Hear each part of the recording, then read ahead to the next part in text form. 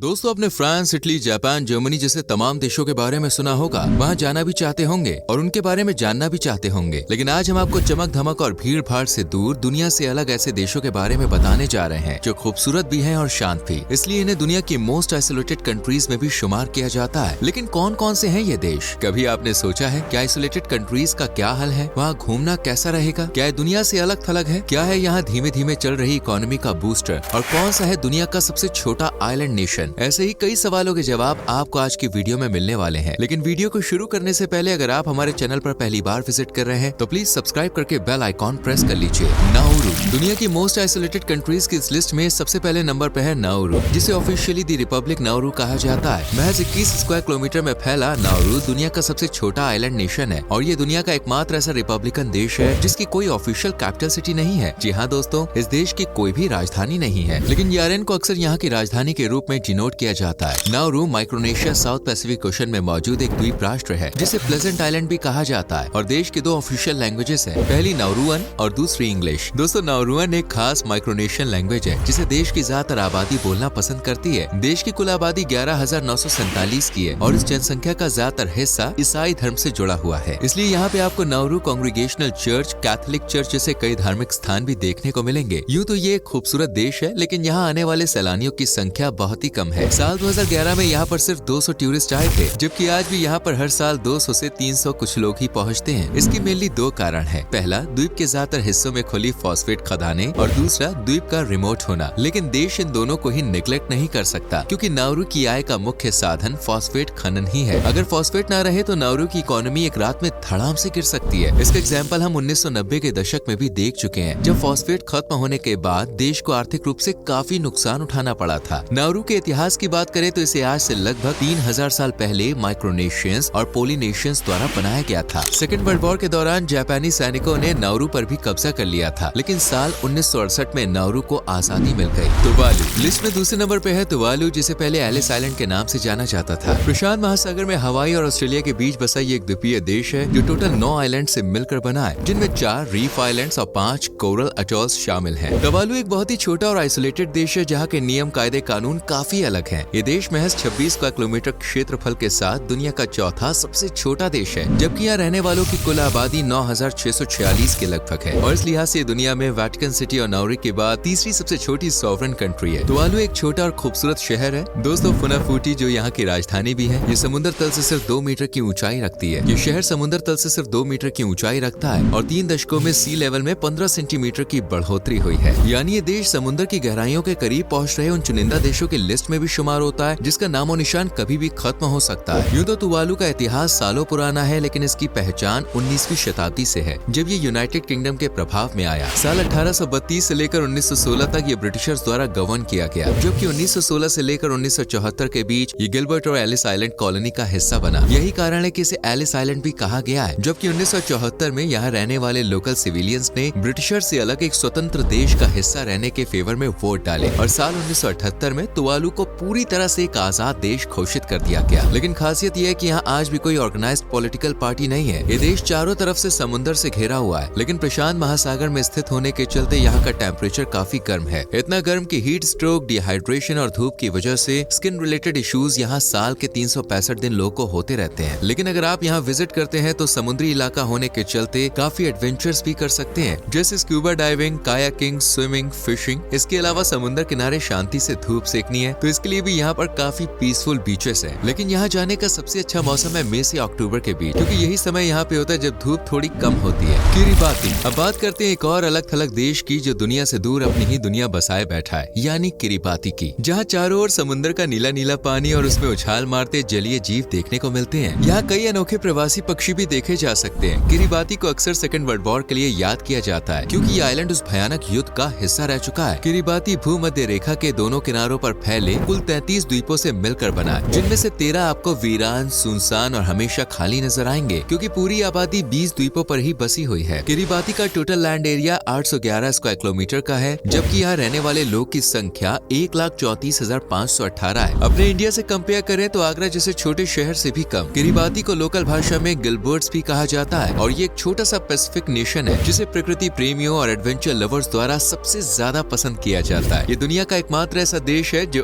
उत्तरी, दक्षिणी, पश्चिम और पूर्वी यानी चारों हेमिस्फीयर में फैला हुआ है। किरिबाती का इतिहास लगभग 700 साल पुराना है, जहाँ सबसे पहले पोलिनेशियन और मेलेनेशियन इन्वेडर्स ने दौरा किया था। लंबे समय तक गुलामी की बीड़ियों में जकड़ने के बाद आखिरकार 12 जुलाई 1979 को किरिबाती को एक स्वतंत्र देश के रूप में मान्यता दी गई और यहीं से इसका नाम गिलबर्ट से किराबाती भी हो गया। हालांकि आजादी के बाद से लेकर आज तक किराबाती की इकोनॉमी कुछ खास नहीं है और इस देश को आज भी इंटरनेशनली मिलने वाली मदद पर डिपेंड रहना पड़ता है। देश में इनकम का मेन सोर्स है कोपरा और नारियल का प्रोडक्शन। बीते कुछ सालों में यहाँ टूरिस्ट भी बड़ी संख्या में पहुँच रहे हैं, जिसके चलते किरिबाती की इकोनॉमी को काफी बूस्ट भी मिला है। लेकिन आज भी ये इकोनॉमिकली उतना मजबूत नहीं है जितना आजादी के वक्त किरिबाती की इमेजिनेशंस थी। इस देश की राजधानी है तारावा और यहाँ करेंसी ऑस्ट्रेलियन डॉलर चलती है। देश में ज्यादातर लोग कैथोलिक हैं और फिशिंग पर भी इनकी डिपेंडेंसी बढ़ती जा रही है। मार्शल आइलैंड्स नंबर 4 पे है दोस्तों। मार्शल आइलैंड्स जो दुनिया की सबसे आइसोलेटेड कंट्रीज में शुमार है। मार्शल आइलैंड को officially the Republic of the Marshall Islands कहा जाता है। इंटरनेशनल डेट लाइन के पश्चिम में और भूमध्य रेखा के उत्तर में मौजूद इस क्षेत्र में कोरल अटॉल जबकि 5 द्वीप हैं जो 2 द्वीप श्रृंखलाओं में बटे हुए हैं। पहला पूर्व में रतक और दूसरा पश्चिम में रालिक। द्वीप का total land area 181 square kilometre का है और यहाँ रहने वाली कुल आबादी सिर्फ 37,548 है। इतनी कम आबादी होने का मेन कारण है मार्शल द्वीप का एरिया, जिसका लगभग 97.87% एरिया पानी से घिरा हुआ है। मार्शल आइलैंड में क्वाजालेन लगून दुनिया में सबसे बड़ा लगून है जो टोटल 2174 स्क्वायर किलोमीटर के एरिया को कवर करता है। इस द्वीप समूह का नाम ब्रिटिश कैप्टन जॉन मार्शल के नाम पर रखा गया, जिन्होंने साल 1788 में इस द्वीप समूह को खोजा था। हालांकि माना जाता है कि इन द्वीपों की खोज 16वीं शताब्दी की शुरुआत में ही हो गई थी, जिसके बाद अमेरिकन प्रोटेस्टेंट मिशनरीज और वेस्टर्न ट्रेडर्स 1850 के लगभग यहाँ पर आने लगे और 1885 में ये जर्मनी के साथ हो लिया। लेकिन 1914 में फर्स्ट वर्ल्ड वॉर के शुरुआती दौर में जापान ने इन द्वीपों पर कब्जा कर लिया। कब्जे का यही दौर 1946 यानी सेकेंड वर्ल्ड वॉर के दौरान भी जारी रहा। लेकिन इस बार सिक्का जापान का नहीं बल्कि यूनाइटेड स्टेट्स ऑफ अमेरिका का चला और ये द्वीप अमेरिका के कब्जे में चले गए। जिसके बाद 1946 और 1958 के बीच अमेरिका ने बिकनी अटॉल और एनुटाक अटॉल में 67 के करीब न्यूक्लियर बॉम्ब की टेस्टिंग की। लेकिन 1983 में मार्शल आइलैंड्स ने अमेरिका के साथ फ्री एसोसिएशन एग्रीमेंट पर साइन किए और साल 1986 में ये द्वीपीय देश पूरी तरह से आजाद हो गया। जिसके बाद 1991 में इसे संयुक्त राष्ट्र का सदस्य भी बनाया गया और आज यहाँ मार्शल वंश के वंशज सहित फिलीपींस, चाइना, अमेरिका और दूसरे कई देशों के लोग बसे हुए हैं। इस द्वीप पर ऑफिशियली 2 भाषाओं को मान्यता दी गई है, पहली मार्शलीज और दूसरी इंग्लिश। देश की राजधानी है मजूरो जो मजूरो अटॉल पर स्थित है। दुनिया से अलग थलग मार्शल आइलैंड्स पर भी कई ऐसे आइलैंड्स हैं जहाँ पर आपको लोग की चहल पहल ना के बराबर ही देखने को मिलेगी। देश की इकोनॉमी का मेन जरिया कृषि और मछली पालन है, जिसे लोग बड़ी मेहनत से करते हैं। हालांकि ये घूमने, खाने और रहने के लिए भी एक आदर्श डेस्टिनेशन है, जहाँ लोग अक्सर छुट्टियां बिताने और एडवेंचर की दुनिया में खो जाने के लिए पहुँचते हैं। एवरेज निकाले तो इस द्वीपीय देश में हर साल कम से कम 6 से 7 हजार लोग घूमने के लिए पहुँचते हैं। Sao Thome Principe. Sao Thome Principe Africa के पश्चिमी तट पर स्थित एक द्वीप समूह है। इसका नाम जितना लंबा चौड़ा है, दुनिया की भीड़ से ये उतना ही ओझल है। खाड़ी में भूमध्य रेखा पर स्थित एक आर्किपेलागो है जो 8 जिलों जबकि प्रिंसिपे के रूप में एक ऑटोनोमस रीजन से मिलकर बना है। इस द्वीपीय देश को officially democratic Republic of Sao Thome and Principe के नाम से जाना जाता है, जो सीशल्स के बाद अफ्रीका का दूसरा सबसे छोटा और दूसरा सबसे कम आबादी वाला देश माना जाता है। देश का टोटल लैंड एरिया जहाँ 1001 स्क्वायर किलोमीटर पर खत्म हो जाता है, वहीं देश की आबादी महज 2,35,536 जितनी छोटी है। हालांकि अन्य देशों के मुकाबले देश की आबादी अच्छी खासी है, लेकिन अफ्रीकन कंट्रीज के मामले में बहुत कम है, इसलिए इसे अफ्रीका के सबसे छोटे देशों में शुमार किया जाता है, जहां से होकर इक्वेटर भी गुजरती है। देश की राजधानी और सबसे आकर्षक मनमोहक शहर है साओ टोमे सिटी, जिसे देखने के लिए हर साल हजारों की संख्या में लोग आते हैं। साओ टोमे और प्रिंसिपे को इतिहास में दर्ज कई हिंसक घटनाओं के लिए आज भी याद किया जाता है, जैसे 1595 में हुआ गुलामों का विद्रोह, जिसे आज भी लोग भूल नहीं पाए हैं। साल 1953 में यहाँ बटेपा मसाक्रे भी हुआ था, जिसमें पुर्तगाल से आकर बसे लोगों ने यहाँ के मूल निवासियों को बेरहमी से मार डाला था। आज साओ टोमे और प्रिंसिपे की अर्थव्यवस्था का मेन सोर्स है टूरिज्म, गवर्नमेंट एक्सपेंडिचर और कोकोआ का एक्सपोर्ट, जो सदियों से इस आइलैंड नेशंस की पहचान बना हुआ है। दरअसल 1900 से पहले से ही यहाँ कोकोआ का प्रोडक्शन किया जा रहा है और 1908 में तो ये दुनिया का सबसे बड़ा कोकोआ का प्रोड्यूसर भी था। साल 1975 में आजाद होने के बाद कोकोआ का प्रोडक्शन भी लोगों के हौसलों और इरादों की तरह बुलंद हो गया और आज ये कोकोआ के एक्सपोर्ट के मामले में दुनिया भर में जाना जाता है। इसके अलावा यहाँ coconut, soybean oil, motor vehicles and electronic items को भी दुनिया के अलग अलग कोनों में एक्सपोर्ट किया जाता है। तो दोस्तों, ये थे दुनिया के 5 आइसोलेटेड कंट्रीज, यानी दुनिया से दूर अलग थलग रहने वाले वो देश जहाँ घूमना आपको रास आ सकता है। वैसे इन देशों में से कौन सा देश आपको सबसे ज्यादा पसंद आया, किसका इतिहास आपको क्यूरियस कर गया, हमें कमेंट करके जरूर बताएं। वीडियो पसंद आई हो तो लाइक करें, शेयर करें और चैनल को सब्सक्राइब करके बेल आइकॉन प्रेस करें जिससे आपसे हमारी मुलाकात यूं ही होती रहे। मिलते हैं अगली वीडियो में। Till then bye bye, take care.